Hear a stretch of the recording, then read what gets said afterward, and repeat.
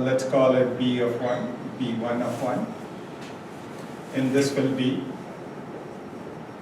B2 of 1. So again, the top means the layer, right?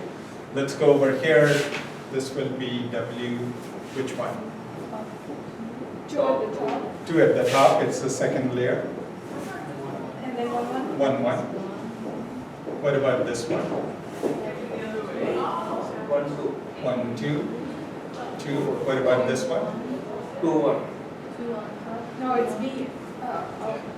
2 output, then 1, right? And what about this one? 2 output, 2. and coming from 2 and layer 2. Right? And let's call this A1 of 2. A2 of 2. Right? Over here, what will we call this? A1 of 1. A2 of 1. Right? Then we can call this S1 of 1. S2 of 1. S1 of 2. S2 of 2. Everybody agrees? According to our terminology, now we have everything described. Okay.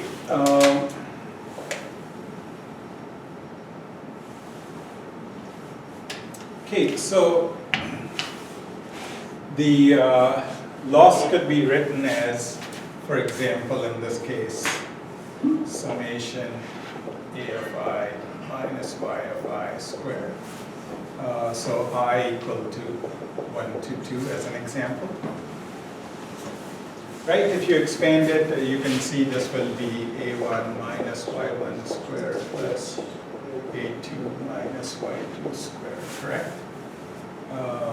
And if we want it to be proper, you can put 2 over there, 2 over here, 2 over there. Right? Okay, so now let me have you find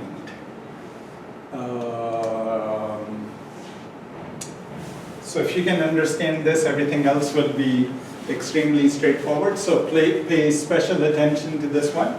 Let's try to find out partial loss over partial, let's say, W1, 2 of 1.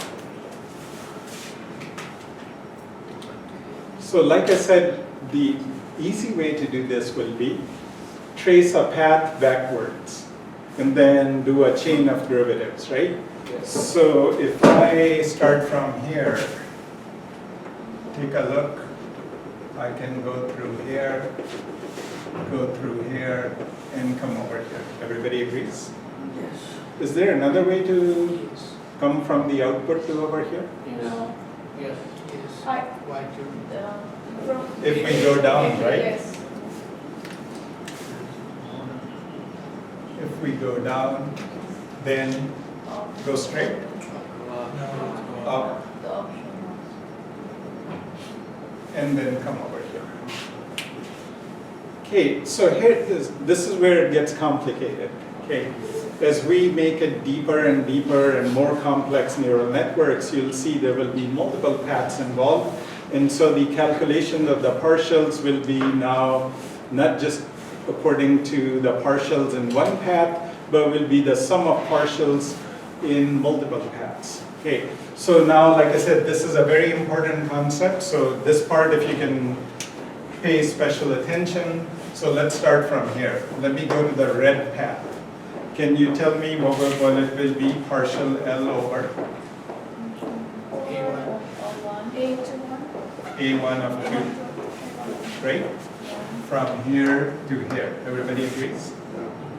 Then what will be the next partial? Partial of A1 of 2 over partial of S1 of 2.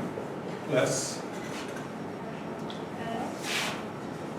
partial S1 of 2 over A1 of 1. the previous output, not the W, the previous output, A1 of 1.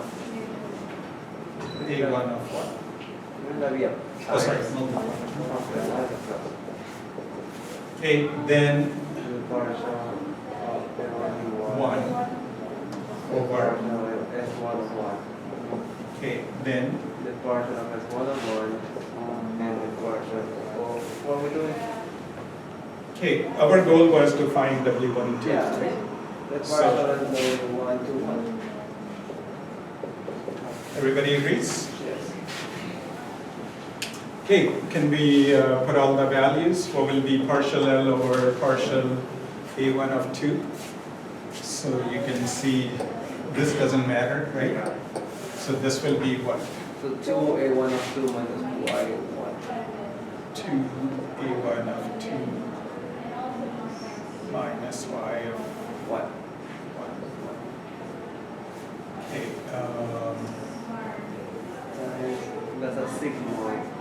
so then it's the sigmoid. So it's A1 of 2 times 1 minus A1 of 2. Perfect. So this is done.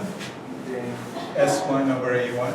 so W1 1 of 2. See, if I write the expression for S1 of 2, right, what will that be? A summation. So it's just A1 of 1 times W1 of 2 plus those A2 of 1. times W1 2 of 2 plus this is B1 of 2, this is B2 of 2. Everybody agrees? Yes. Now it's easy to take the partial. So try to take the partial. We already S1 of did 2 with A. respect to A1 of 1. So we're looking for from here to here. Yeah. S1 to A1 1 of 1. So it will be weight 1 1 of 2. Weight 1 1 of 2. Okay. Okay. So now what I'd also like you to think about is think of a pattern. Anytime we go from this sum backwards, right? Whichever weight was involved over here shows up in the partial. For example, what if it was following this path and I needed partial S1 of 2 over partial A2 of 1? W1 of 2 to Then it will be W1 2 of 2, right? Okay, anyway, so now we are done with this part. Now let's go to this one, A1 over S1. sigma again. So A1 1, 1 minus A1 1. And the last one, it's a summation, so it will be W1 2 of 1. okay, so again there's a summation we are doing. So easy way to remember is which previous input is connected to this weight. Should be X2. X2. So this will turn out to be X2. You can write the expression for S1 of 1 and you yourself can convince it will come out to be X2. Okay. So in short, as you are traversing backwards, right? So to give you a general idea, let's say some neuron goes over here. And there's a summation over here. Suppose S over here. Okay, suppose some W51 is connected over here. And suppose this is some A25. Okay, if I did partial S over partial A25, what will be the answer? W51. Yeah. What if I did partial S over partial W51 in this example? A25, exactly. So if we are doing the derivative with respect to the previous thing that was coming in over here, The summation. then it's the weight. But if we were doing the derivative with respect to the weight, then it's whatever is connected, previous output is connected to it, right? Okay, so anyway, this expression was simply for the red path. What about the blue path? So we take it again. So now there will be an addition involved over here. Okay. So same thing over here, partial L over partial A2 of 2, right? From here to here. Yes. Then A2 over 2 over Partial of X2 over 2. S2 of 2. Then partial S2 of 2 over what? partial of A1, 1. Partial A1 of 1. Okay, can you tell me what will be the value of it? W2, 1, 2. W2, 1, 2, exactly. So if we want it from here to here, the partial, it's the W2, 1 of 2 that's connecting, so that will be the value. And you can confirm it, like I said, by writing the expression. What would be the next one? Partial A1 of 1 over partial S1 of 1, correct? Yeah. And lastly, partial S1 of 1 over I was doing W2 of 4. yes. So the important point I'm trying to make is, if there are two paths involved, up to whatever partial we needed with respect to the loss, you have to add both of those paths. Okay, now can you easily see what if it is a more deep network? What? Could there be? Yeah. Wouldn't you overflow if you have like plenty of layers or something?